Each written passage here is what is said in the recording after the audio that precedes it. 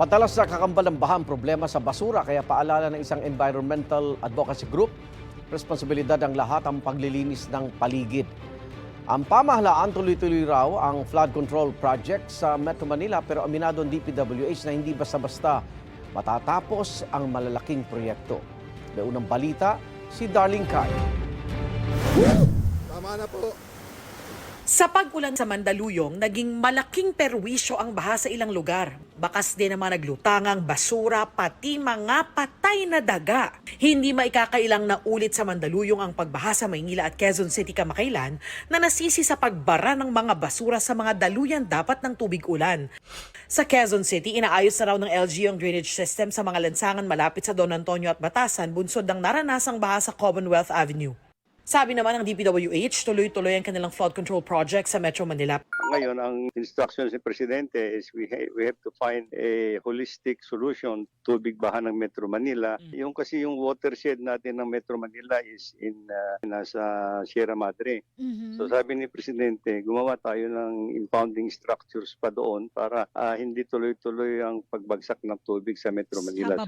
Pero aminado si Bono na dahil malalaking infrastructure projects ito ay hindi yan basta-basta matatapos. Kaya nakikipagtulungan sila sa MMDA para sa flood management program gaya ng rehabilitasyon ng pumping stations. Sinusubukan pa naming makuna ng pahayag ang MMDA pero nauna na nilang sinabi na gumagana naman daw ang lahat ng 71 pumping stations.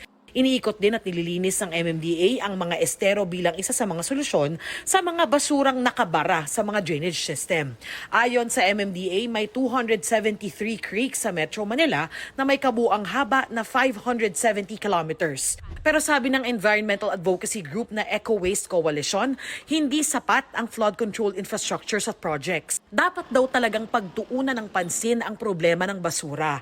Ang solusyon ay hindi lang manggagaling sa gobyerno, pero kailangang pagtulungan ng bawat isa. Tayo disiplina ng ating mga kababayan sa huwag na magtapong-tapong sa bahagi ng ating mga duty bearers, yung mga nakaupo sa gobyerno na nasa mga lokal, ipatupad kung ano yung nasasaad sa batas, magkaroon ng segregation of stores, magkaroon ng scheduled collection para hindi halo-halo. Magkaroon din ng linis, no?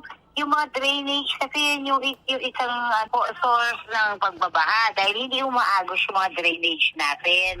Ito ang unang balita. Darlene Kai para sa GMA Integrated News. Igan, mauna ka sa mga balita, mag-subscribe na sa GMA Integrated News sa YouTube para sa iba't ibang ulat sa ating bansa.